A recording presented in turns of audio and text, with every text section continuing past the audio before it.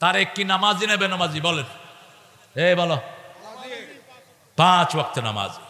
আমি শুনলাম কার কাছে? তারেকের হাওয়া ভবনে একটা ছেলে তার নামাজের ইমামতি করত। সেই ছেলেটা আমাকে বলছে যে তারেক স্যার যখন অফিসে আসে জোহর আসর মাগরিব কখনো কখনো এসেও আমরা একসাথে পড়ি। নামাজি মানুষ, বাপের কিছু চিহ্ন ছেলে পায় কিনা? কথা কন্যাকে আল্লাহ তাকে ইসলামের শ্রেষ্ঠ সৈনিক হিসাবে কবুল করুন। গত 17 বছর বিএনপির লোকেরা, জামাতের লোকেরা ঘরে থাকতে পারে নাই, ঠিক না ঠিক? কথা বলেন না কেন? আর এখন তাদেরকে আমরা কিন্তু কেউ তাড়াই নেই। আমরা কেউ তাড়াইছি? আমরা একটা ভেসকে দিছি? কিচ্ছু করিনি। তাদের কপাল নিয়ে তারাই চলে যায়। চল গণভবনে যদি আর কিছুক্ষণ থাকতেন আপনি কাঁঠাল রানী, তাহলে আপনার শরীরে কত টুকরা তখন দুনিয়া দেখত। উড়ে গেছেন, এখনো কয় যে খুব করে ঢুকবো, খুব করে ঢুকেন না। সারা বাংলাদেশে সব স্বাধীনতার পক্ষের শক্তিরা জাগ্রত আছে, ঠিক না ঠিক? যারা রক্ত দিয়েছে এমন কোন ইউনিয়ন নাই যে ইউনিয়নে বিএনপির শক্ত ঘাঁটি নাই। বিএনপির ছেলেরাই সবচেয়ে বেশি এদেরকে আক্রমণ করেছে। এখন 2-1টা আছে বিএনপির একটু, এত বড় দল কে কোন হান দিয়া কি খায় টেরো তো পাওয়া যায়। খাওয়ার পরে না বুঝে যে আসলে ওরাই খাওয়ায়। তুই আমার একটু থাকতে দে, কারণ তুই ছাড়া আমারে মারার এখানে আর কেউ। যা মারছে কারা মারছে? বিএনপি মারছে, ঠিক না ঠিক? এই যে মাঝে মধ্যে দেখেন অমুক নেতা কট, কাদের হাতে কট হয়েছে? বিএনপি। আল্লাহ বিএনপিকে কোরআনের জন্য কবুল করেন। আল্লাহ কোরআনের আন্দোলনের সাথে যেরকম 5ই আগস্টের আগে আমরা একসাথ হয়ে সন্ত্রাস মোকাবেলা করেছি, আল্লাহ সেরকম শক্তি আমাদেরকে আপনি দান করে দেন। আমরা নামাজ কায়েম করব। প্রথম কি? নামাজ। যাকাতের ব্যবস্থা করব। হোক আপনার প্রতিবেশী অত্যন্ত বেনামাজি, আপনি তাকে, আপনার প্রতিবেশী যদি না খেয়ে থাকে, হোক সে হিন্দু হোক সে বেনামাজি, তাকে খাওয়া দিবেন, তাকে নামাজে নিয়ে যাবেন। তার দুঃখে আপনি দুঃখী হবেন, তার সুখে আপনি সুখী হবেন। রাসূল সাল্লাল্লাহু আলাইহি সাল্লাম মসজিদে এক রাস্তায় যেতেন, আরেক রাস্তা দিয়ে ফিরে আসতেন। এক রাস্তা দিয়ে যেতেন, নতুন রাস্তা দিয়ে যেতেন, এই রাস্তা দিয়ে যেতেন, ওই রাস্তা দিয়ে ফিরে আসতেন। কেন? তিনি দুই পাশের লোকদের খবর নিতেন, কারা খেয়ে আছে কারা না খেয়ে আছে। ঈদের মাঠ থেকে ফিরতেছেন রাসূল, দেখে যে এক ছোট্ট শিশু কাঁদছে। রাসূল সাল্লাল্লাহু আলাইহি সাল্লাম তাকে কোলে তুলে নিলেন, ঘরে এনে বললেন, তুমি কাঁদছো কেন বাবা? বলছে, ইয়া রাসূলুল্লাহ, আমার আব্বাও নাই আম্মাও নাই। মা আয়েশাকে ডাকলেন, আয়েশা আসো। আয়েশাকে পাশে বসালেন, বসে বললেন, আয়েশা তোমার মা, আমি তোমার বাপ, কেমন লাগছে তোমার কাছে? ছোট্ট শিশু হেসে দিয়েছে, বলছে, ইয়া রাসূলুল্লাহ, আমার জীবন সফল, আপনি আমার বাপ হয়েছেন, মা আয়েশা আমার মা হয়েছে। সুবহানাল্লাহ। হাত কাটা গেছে এক শিশুর, কাঁদছে। রাসূল সাল্লাল্লাহু আলাইহি সাল্লাম তাকে আনলেন, এনে মা আয়েশাকে বললেন, একটা কাপড় নিয়ে আসো, আমি তার হাতের এই জিনিসটা ব্যান্ডেজ করে দেব। কাপড় আনতে দেরি হলো, রাসূল তার আঙ্গুলটা রাসূলের মুখে নিয়ে নিলেন। রাসূলের লালা লাগার সাথে সাথে তার হাতের রক্ত পড়া বন্ধ হয়ে গেল। এভাবে মানুষের খেদমত করতেন রাহমাতাল লিল আলামিন। আপনি যাকাত দিতে পারেন না, আপনি যাকাতের আন্দোলন করেন, যাকাতের পক্ষে কথা বলেন।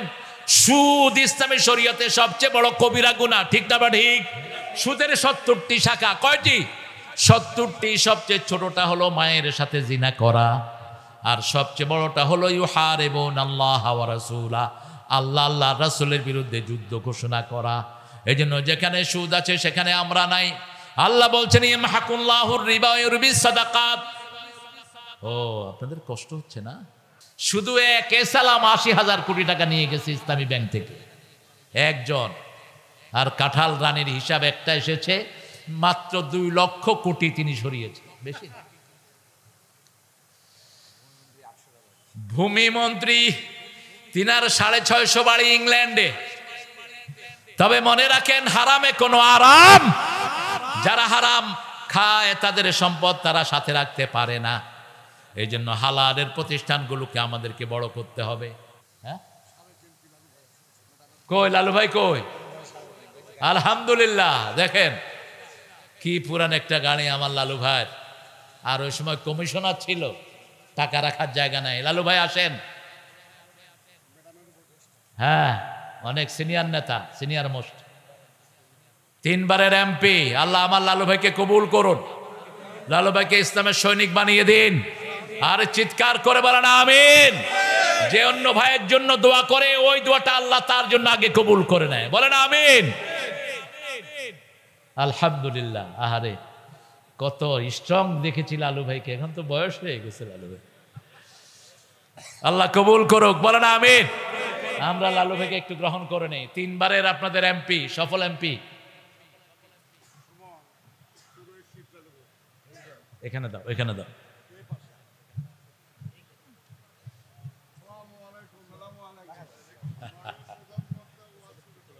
আসসালামু আলাইকুম।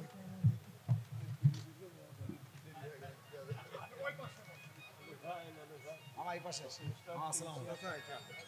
এখনো সুন্দর, আলহামদুলিল্লাহ। আপনি চালান ইনশাআল্লাহ। আমি ওই পাশে যাচ্ছি। আলহামদুলিল্লাহ। আপনারা খুশি না বেজার? এইভাবেই আমরা চাই, আমরা ইসলামের জন্য সব এক হব, ঠিক না বা ঠিক? আল্লাহ লালু ভাইয়ের হায়াতকে দারাজ করে দিক। কত কষ্ট করে, কত দূর থেকে এসেছে আল্লাহ ভালো জানে, অনেক বেশি পরিশ্রান্ত, কিন্তু চেহারা একটা সুন্দর নুরানি ভাব। আল্লাহ কবুল করুক। আরো জোরে বলি আমিন। আকামুস সালাত ওয়া আতাউজ যাকাত আমারু বিল মারুফ ওয়া নাহাউ আনিল মুনকার।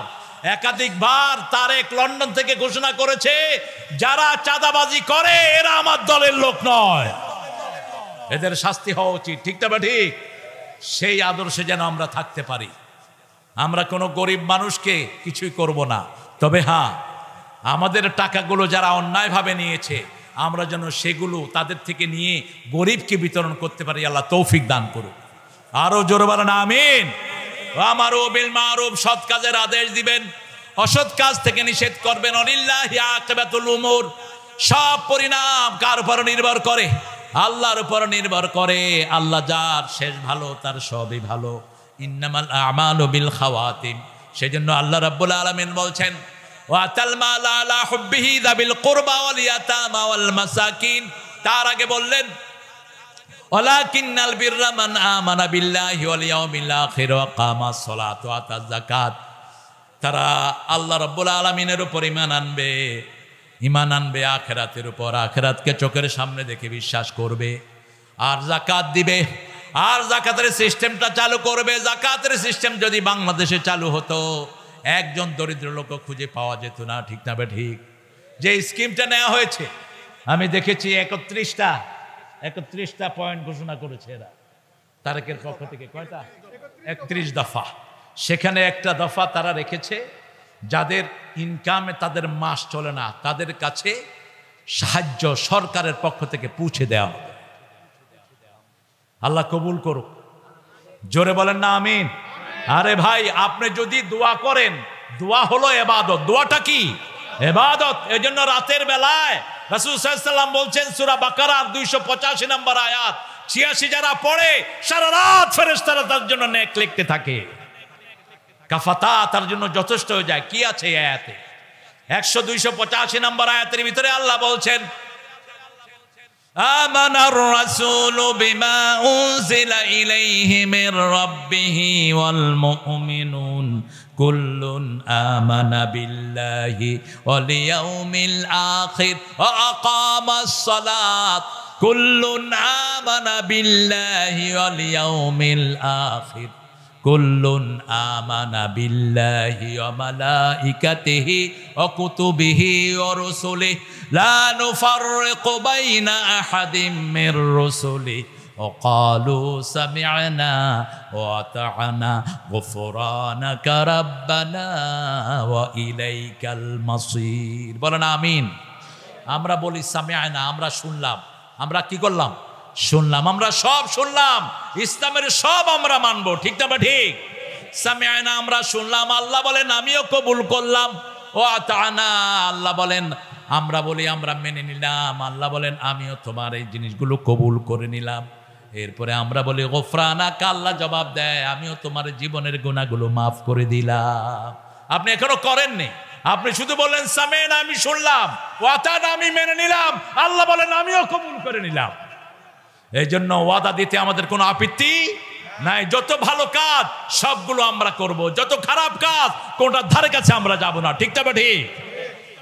সৎ কাজের আদেশ যারা করে, অসৎ কাজের নিষেধ যারা করে, তাদের জন্য জমিন টিকে থাকে। একজন লোক ছিলেন খুব বেশি ফরেজগার, ওই এলাকার জন্য গজব বরাদ্দ হলো। গজবের ফেরেশতারা এসে দেখে একজন খুব বড় ফরেজগার এখানে আছেন। আল্লাহকে বলেন, আল্লাহ আপনার এক ফরেজগার লোক এখানে আছে, আযাব দেব কিনা? আল্লাহ রাব্বুল আলামিন বললেন, তাকে শুদ্ধ জমিনটাকে উল্টিয়ে দাও, কারণ তার আশেপাশে খারাপ কাজ চলে, সে একবারও নিষেধ করে নাই, একবারও সৎ কাজের জন্য আদেশ করে নাই, অসৎ কাজের জন্য নিষেধ করে নাই। আজকে আমাদের গ্রামে গঞ্জে ছড়িয়ে পড়েছে ইয়াবা, ছড়িয়ে পড়েছে গাঁজা, ঠিক না ঠিক? কথা বলেন না কেন? আজকে হাতে হাতে মোবাইল, ছেলেরা কোন দিকে যাচ্ছে কোনো খবর নাই। গ্রামে গ্রামে ঘুপসা ঘুপসা মাগরিবের পরে একসাথে হয়ে ছেলেরা বসে থাকে।